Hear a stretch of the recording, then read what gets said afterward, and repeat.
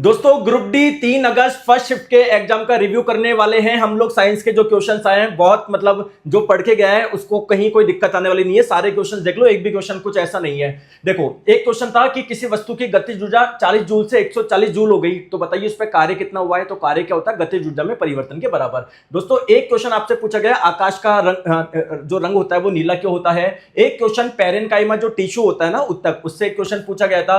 एक P बराबर V into आई, इस फॉर्मूले पे न्यूमेरिकल पूछा गया था। बल्ब दिया हुआ था जिसकी पावर 60 वाट दी गया 60 वाट दी हुई थी, वोल्टेज 120 दिया हुआ था, करंट आप लोगों से पूछा गया था। एक न्यूटन के सेकंड लॉ से पूछा गया था कि बल लगाने पर क्या प्रभाव होगा ना। एक क्वेश्चन आप लोगों से डिस्प्लेसमेंट टाइम ग्राफ यानी विस्थापन समय ग्राफ का पूछा गया था। एक लेंस का जो मैग्निफिकेशन होता है इसके फॉर्मूले से क्वेश्चन आपसे पूछा गया था। एक पूछा गया था साउंड की स्पीड सबसे ज्यादा किस में होती है, तो आपको पता है सॉलिड में होती है। एक द्रव्यमान संरक्षण का नियम किसने दिया, ये क्वेश्चन था। दोस्तों एक क्वेश्चन था आप लोगों का इस रिएक्शन से कि इन दोनों रिएक्शंस का प्रोडक्ट क्या होगा।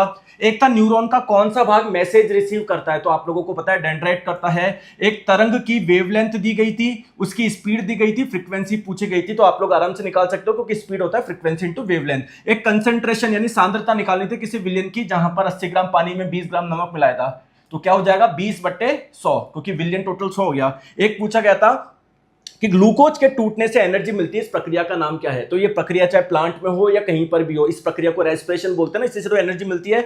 एक दोस्तों क्वेश्चन पूछा गया था एथेनॉल की किस विशेषता के कारण इसको मेडिसिन बनाने में इस्तेमाल किया जाता है, तो आप लोगों को पता है जल में ये आराम से घुल जाता है, कल ही मैंने आपको बताया था। चलिए एक क्वेश्चन दिया गया था कि वायु में प्रकाश की चाल इतनी है, किसी अन्य माध्यम में इतनी है, तो एक आपेक्षिक अपवर्तनांक कि एक के रेस्पेक्ट में दूसरे का अपवर्तनांक क्या होगा। एक दोस्तों अपघटन की अभिक्रिया से 4 रिएक्शन दी गई थी, बोला गया था कौन कौन सी इसमें से अपघटन रिएक्शन है, तो इसका करेक्ट आंसर हो जाएगा 1 2 3, ऐसे कुछ करके दिया हुआ था। ठीक है।